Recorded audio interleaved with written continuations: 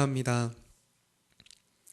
오늘은 다니엘의 이야기를 통하여서 우리가 어떻게 살아야 할지를 같이 이야기를 나누려고 합니다. 하나님, 오늘 이 본문을 통하여서 주시는 하나님의 귀한 말씀을 저희가 다 보고 듣고 깨달아 저희들의 삶 가운데서 이 말씀의 능력이 나타나게 하여 주시옵소서. 오늘도 말씀을 전하는 그 모든 시간 동안 주님께서 주관하실 줄 믿사오며 전능하신 하나님의 이름으로 예수 그리스도의 이름으로 감사하며 기도드렸습니다. 아멘. 네. 노이즈가 갑자기 혹시 그 두 머슴 이야기를 알고 계십니까? 제가 아주 어렸을 때 들었던 이야기인데요. 한 양반집에 머슴이 2명 있었습니다. 한 머슴은 그 주인을 아주 존경하고 아주 사랑하는 그런 마음으로 집안일을 잘 돌보는, 주인님이 보고 있든 보고 있지 않든 항상 일을 성실히 하고 있는 머슴이 있었습니다. 그리고 또 한 머슴은 주인이 보는 앞에서는 열심히 하는 척하지만 실제로는 뒤에서는 농땡이도 피고 제대로 일하지 않는 그런 머슴이 하나 있었습니다. 어느 날 이 두 머슴이 둘 다 그동안 머슴을, 그때는 머슴을 하면 이렇게 빚을 졌기 때문에 머슴을 했었잖아요. 그 빚을 이제 다 갚을 때가 되었습니다. 그래서 다 갚을 때가 되어서 이제 어느 날 하루 남은 그 다음 날이면 이제 속량이 돼서 나가면 되는데요. 그날 밤에 주인이 그 둘을 불렀습니다. 그들을 불러서 내일 아침까지 가는 새끼줄을 꼬아주고 가면 안 되겠나? 라고 부탁을 했습니다. 그래서 이 주인을 사랑하고 충성된 이 머슴은 그 시간부로 돌아가서 자기 방에서 새끼줄을 아주 가늘게 이쁘게 꼬기 시작했습니다. 그런데 또 다른 한 머슴은 당장 내일이면 주인집을 떠날 건데 내가 잘할 필요가 뭐가 있어? 라고 생각하면서 새끼줄을 대충 굵게 꼬았습니다. 그 다음 날이 되었습니다. 어떻게 되었을까요? 그 두 머슴이 주인에게 인사를 하려고 그 새끼줄을 들고 갔는데 그 주인이 그 2명에게 이렇게 말하는 것입니다. 너희들이 나의 곳간 창고에 들어가서 거기에 있는 동전들을 그 새끼줄에 꽂을 수 있는 만큼 꼬아서 가져가거라. 그것이 내가 너희들에게 주는 선물이다. 어떻게 되었을까요? 가늘고 이쁘게 끝까지 충성되게 새끼줄을 만들었던 그 머슴은 많은 돈을 가지고 집에 돌아갈 수 있었고, 굵게 꼬았던 머슴은 고작 자기 손에 들었던 거 몇 개만 들고 집에 돌아가게 되었습니다. 우리는 이 이야기를 통해서 많은 교훈을 얻을 수가 있는데요. 제가 어렸을 때는 이 이야기를 해주시면서 사람이 보든 안 보든, 부모님이 보고 있든 보고 있지 않든, 선생님이 보고 있든 보고 있지 않든 항상 잘하는 학생이 착하고 좋은 학생이다. 이제 이런 의미로 그렇게 배웠습니다. 그런데 막상 세상을 살아보니까요, 정말 사람들한테 인정받고 일 잘한다, 저 사람 진짜 괜찮다라고 인정받는 사람들을 보면 뒤에서는 잘 일 안 하는 것 같아요. 그런데 꼭 상사들 눈앞에만 가면 엄청 일 잘하는 척하고 모든 일을 자기가 다 하는 것처럼, 심지어 제가 군대에 가니까 고참들이 되게 이쁨 받는 고참이 있었는데 그 고참은 아주 그 자기보다 높은 고참들한테는 엄청 잘하지만 자기 고참들 없으면 아주 망나니처럼 아무것도 하지 않는 그런 고참들도 있었습니다. 하지만 그 고참마저도 우리가 보기에는 그 고참은 불신실하고 불성실한 군인이었는데도 불구하고 사람들로부터 인정을 받는 것을 보았습니다. 그런데 오늘 그리스도인들은 어떻게 살아야 하는가, 그리스도인들의 삶 가운데는 어떤 모습이 있어야 되는가를 두고 오늘 다니엘의 이야기를 두고 같이 한번 이야기를 나누었으면 좋겠습니다. 오늘 본문은 지난주에 유초동부 설교 때 우리 아이들과 함께 나누었던 내용입니다. 오늘 1절부터 4절까지, 3절까지의 말씀을 보면요. 다리오 왕이 된 이후에, 자기의 나라를 다스릴 수 있는 고관을 120명을 세우고 또 그 위에 총리 3명을 더 세웁니다. 근데 그 중에서도 다니엘을 그 세 총리 중에 가장 높이 올려서 나라의 일을 보게 하였습니다. 그런데 여기 2절에서 뭐라고 말씀하고 있냐면 다니엘을 세운 이유가 고관들로 총리에게 자기의 직무를 보고하게 하고 왕에게 손해가 없도록 하기 위해서 다니엘을 그 자리에 세웠다고 이야기하고 있습니다. 그러면서 3절에서는 다니엘이 마음이 민첩하여 다른 총리들과 고관들보다 뛰어났기 때문에 왕이 그를 그들 위해 세웠다라고 이야기를 하고 있습니다. 다니엘은 여러분이 다 아시다시피 유다에서 바벨론으로 끌려온 포로였습니다. 포로 출신, 물론 다니엘은 왕족이긴 했지만요. 분명히 그 나라에서는 원래는 노예 취급을 받아도 무방한 포로라는 것이었습니다. 그런데 이 다리오 왕의 시대에 다니엘은 이제는 나라에서 왕 다음으로 제일 가는 권세가가 되었습니다. 그러니까 원래부터 그 나라에 살고 있던 바벨론 나라에서 끊임없이 계속해서 일을 해왔던 이 고관들과 이 총리들이 질투심이 생긴 거죠. 그래서 4절에 보니까 어떻게든 다니엘을 끌어내리고 싶어서 다니엘을 고발할 증거를 찾기 위해서 샅샅이 그의 주변을 파헤치기 시작합니다. 그런데 4절에 보니까 이렇게 나옵니다. 그들이 국사에 대하여 다니엘을 고발할 근거를 찾고자 하였으나 아무 근거, 아무 허물도 찾지 못하였으니 이는 그가 충성되어 아무 그릇됨도 없고 아무 허물도 없음이었더라. 다니엘의 흠을 잡아서 끌어내리려고 했는데 다니엘이 그냥 마음이 민첩한 것뿐만 아니라 이 나란 일에 있어서 아주 충성된 마음을 가지고 모든 일을 잘 처리했다는 것입니다. 그래서 어떤 허물도 그 어떤 근거도 찾을 수가 없었다고 얘기합니다. 다니엘의 마음속에는 그릇된 것이 없었다고 또한 얘기하고 있는 것입니다. 이렇게 너무너무 충성되고 허물이 없는 다니엘을 끌어내리려고 하니까 이제 방법이 없는 것입니다. 나란 일만 가지고는 이를 끌어내릴 수가 없었습니다. 그런데 그들이 그 전부터 다니엘이 매일매일 하고 있는 한 가지를 알고 있었습니다. 그것은 무엇이었냐면 다니엘이 날마다 자기 집에 돌아가서는 하루에 3번씩 예루살렘을 향하여 창문을 열고 하나님께 기도한다는 것이었습니다.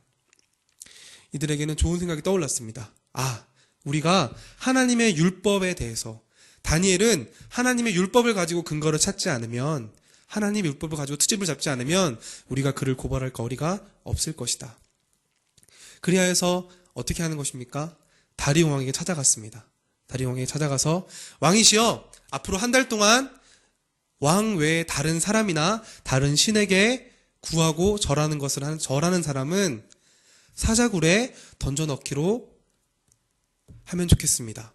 앞으로 한 달 동안은 왕에게만 구하고 왕만 섬기게 했으면 좋겠습니다. 당연히 왕의 기분이 좋았겠죠. 한 달 동안 나라의 모든 백성이 나만을 섬기는구나. 기분이 좋아서 아주 쉽게 그 제안을 승낙하였습니다. 그뿐만 아니라 그 당시 이 메대와 바사의 규례에는 왕이 어인을 찍고 조서를 내리면 그 조서는 고칠 수 없는 어떤 일종의 그 나라의 어떤 암묵적인 대대로 내려주는 어떤 규례가 있었습니다. 그런데 그들은 왕의 도장까지 찍어서 확실히 그 어떤 것으로도 고칠 수 없도록 아주 다니엘을 고발하기 위한, 다니엘을 끌어내리기 위한 완벽한 덫을 치고 기다렸습니다. 이 소식을 다니엘이 들었겠죠. 왜냐하면 왕의 조서가 나라에 공포가 되었고 그 내용 자체가 한 달만 하나님께 기도하지 않고 기다리면 별 문제 없이 지나갈 수 있는 일이었습니다. 그런데 다니엘은 오늘 10절에 보니까 이렇게 하였습니다. 다니엘이 이 조서에 왕의 도장이 찍힌 것을 알고도 자기 집으로 돌아가서는 윗방에 올라가 예루살렘으로 향한 창문을 열고 전에 하던 대로 하루 3번씩 무릎을 꿇고 기도하며 그의 하나님께 감사하였더라.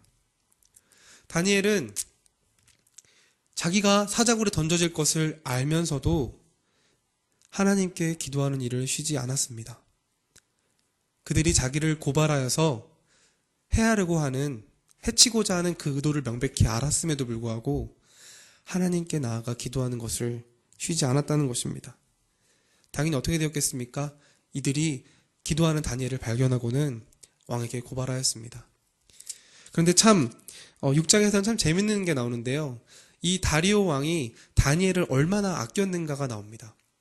사자굴에 던져져야 할 다니엘의 마음은 끌려가는 그 순간이나 그 던져질 때나 아주 평안해 보입니다. 그런데 그 다니엘을 사자굴 속에 보내야만 하는 다리오 왕의 그 마음은 얼마나 애가 타고 얼마나 그 마음이 슬픈지 심지어 18절에는 이렇게 나와 있습니다. 왕이 궁에 돌아가서는 밤이 새도록 금식하고 그 앞에 오락을 그치고 잠자기를 마다하니라. 심지어 밤을 새면서 금식을 하고 그 마음이 슬퍼서 잠자기를 마다하고 어떻게든 다니엘이 무사할까? 다니엘이 괜찮을까? 하는 그 마음에 잠을 한숨도 못 자고 새벽에 일찍 일어나서 사자굴로 또 뛰어가는 것입니다. 가서는 슬프게 이미 죽었을 거라는 게 너무 뻔하기 때문에 다니엘아, 살아계시는 하나님의 종 다니엘아, 네가 항상 섬기는 하나님이 너를 구원하셨느냐? 그렇게 다니엘을 간절히 부를 때에 다니엘이 왕 앞에 왕이시여, 왕은 만수무강하옵소서. 왕이시여, 저는 살아있습니다. 왕이시여, 저는 살아계신 하나님께서 보호하여 주셨습니다.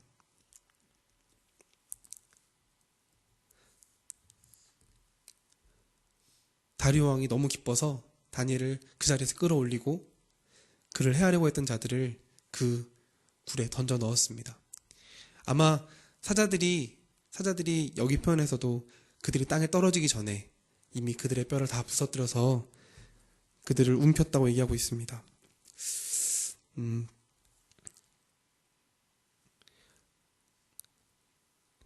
우리가 일견 보기에 다니엘에게 주어진 시련은 잘 이해가 가지 않습니다.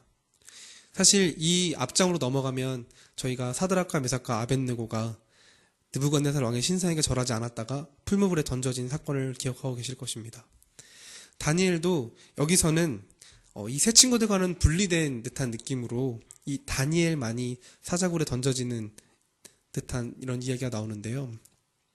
다니엘은 이 가운데에서도 자기가 사자굴에 던져지는 와중에서도 이게 재밌는 표현인데요. 22절 제일 마지막에 나는 왕에게 해를 끼치지 않았습니다 라고 그 사자굴 속에서 고백하고 있습니다. 왕이 다니엘을 세운 그 이유, 그 목적을 다니엘은 사자굴에 던져지면서까지도 그 일을 완성했다는 것입니다. 재밌는 것은 다니엘이 어떤 사람이었는가에 대한 부분입니다. 다니엘은 철저하게 하나님을 섬기는 사람이었습니다. 철저하게 하나님께 충성된 사람이었습니다. 바벨론으로 끌려오기 전, 유다가 멸망하기 전 유다 사람들은 예레미야 선지자가 바벨론에게 복종하여서 바벨론에 항복하여서 그들의 통치 밑에서 사는 것이 하나님의 뜻이다라고 얘기했을 때 그들은 받아들이지 않았고 저항하였을 뿐만 아니라 결국에는 하나님의 말씀을 끝까지 불순종하여서 멸망에 이르고 말았습니다. 그런데 다니엘은 유다 나라를 멸망하게 한 이 바벨론에 끌려왔음에도 불구하고 이 바벨론 나라를 통치하시는 하나님의 뜻과 섭리와 그 계획들을 깨달았기 때문에 자기가 바벨론 나라에 충성되는 것이 곧 하나님께 충성되는 것이라는 사실을 분명하게 알았습니다. 그래서 다니엘은 오늘 본문에 나왔던 것처럼 그 모든 일에 아무 허물도 없고 아무 그릇됨도 없이 항상 충성되게 일하여서 사람들이 그 하나님의 율법으로 트집을 잡기 전까지는 아무 흠도 잡을 수 없을 만큼 아주 온전히 충성된 사람이었다는 것입니다. 우리 믿음의 사람들은 어떠해야 됩니까? 하나님을 섬기고 예수님을 따라간다는 저희들은 어떠해야 합니까? 오늘 본문은 다니엘처럼 충성될 것을 말씀하고 계시는 것입니다. 예수님께서는 달란트의 비유를 잘 기억하고 계실 텐데요. 그 달란트를 받아서 아버지의 뜻을 따라, 그 나눠준 주인의 뜻을 따라 그 달란트를 충성되게 장사하여 남긴 자들에게 예수님은 이렇게 말씀하셨습니다. 착하고 충성된 종아, 내가 작은 일에 충성하였으니 네가 내 잔치에 참여하라고 말씀하십니다. 또한 저희가 잘 아는 바대로 불의한 청지기에 대한 비유에서는 너희가 지극히 불의한 것에도 충성하지 못하면 하나님의 일에도 충성되지 못하고, 너희가 지극히 작은 것에도 충성하지 못하면 큰 일에도 충성하지 못한다고 분명하게 말씀해 주고 계십니다. 이것은 저희가 평소에, 오늘 다니엘과 같이 평소에 매일매일 하나님께 하던 그 충성된 기도의 자리, 그 자리를 지켜왔던 그 모습이 있었기 때문에, 날마다 하나님께 충성됐기 때문에 그 위기의 상황 속에서도, 사자굴에 던져질 수밖에 없는 그 위기의 상황 속에서도 평소와 똑같이 하나님께 충성할 수 있었다는 것입니다. 평소에 작은 일에 충성하였기 때문에, 지극히 작은 일, 지극히 하찮아 보이는 그 일에 충성하였기 때문에 그 큰 상황, 어려운 상황 속에서도 하나님께 충성할 수 있었다는 것입니다. 오늘 이 모범은 다니엘뿐만 아니라 예수님도 보여주고 계십니다. 저희가 요한복음 12장에 가면은요, 49절과 50절에 이렇게 예수님께서 말씀하고 계십니다. 내가 내 자의로 말하는 것이 아니오 나를 보내신 아버지께서 내가 말할 것과 이를 것을 친히 명령하여 주셨으니 나는 그의 명령이 영생인 줄 아노라. 그러므로 내가 이르는 것은 내 아버지께서 내게 말씀하신 그대로니라 하시니라. 이 말씀은 무엇입니까? 우리가 예수님의 사역을 생각했을 때 예수님께서 그 십자가를 향하여서 달려간 것, 십자가에서 고난받으신 것, 십자가에서 돌아가시기 전날 밤 하나님 앞에 힘써 그 고통 가운데 부르짖었던 것만을 기억합니다. 아주 큰 일이죠. 십자가에 매달린다는 것은. 그런데 예수님께서는 그때만 하나님의 뜻에 순종하여서 나의 원대로 마옵시고 아버지의 뜻대로 하옵소서라고 기도할 수 있었던 것이 아니라, 평소에 예수님이 사역하는 그 모든 그 공생의 시간 동안 하나님께서 보여주시는 것, 하나님께서 말씀해 주시는 것, 하나님께서 하라고 하시는 것들을 늘 행해왔다고 오늘 말씀해 주시는 것입니다. 예수님께서는 이미 그 삶 가운데서 하나님의 뜻대로 사는 것을, 하나님의 뜻에 충성되어서 작은 것 하나하나까지, 말하는 것 한마디 한마디까지 하나님께로부터 받아서 내가 말하였다라고 고백하고 계시는 것입니다. 그렇기 때문에 예수님께서 그 십자가에 서게 되는 그날, 그 전날 밤, 그 마음에 고통이 있으심에도 불구하고, 그 마음에 이 일이 너무나 크고 어려운 것임을 아시면서도 불구하고 하나님께 아버지의 뜻대로 하시옵소서라고 고백할 수 있었던 것입니다. 저희들은 신앙생활을 하면서 참 많은 착각을 하고 살아갑니다. 저도 참 그러했습니다. 하나님 앞에서 뭔가 대단한 것을 해야만, 뭔가 순교의 자리에 나아가거나 아니면 오지의 선교를 나가거나 하는 것들만이 하나님께 충성된 일이고 하나님 보시기에 하나님 기뻐하시는 일이라고 생각할 때가 너무나 많습니다. 그런데 정작 하나님께서 말씀하시는 것은 너희가 작은 일에 충성되어야, 너희가 평소의 삶에서 충성되어야 내가 너희들에게 큰 것을 맡겼을 때 그 큰 것을 맡을 수 있다. 그래도 충성될 수 있다라고 말씀하십니다.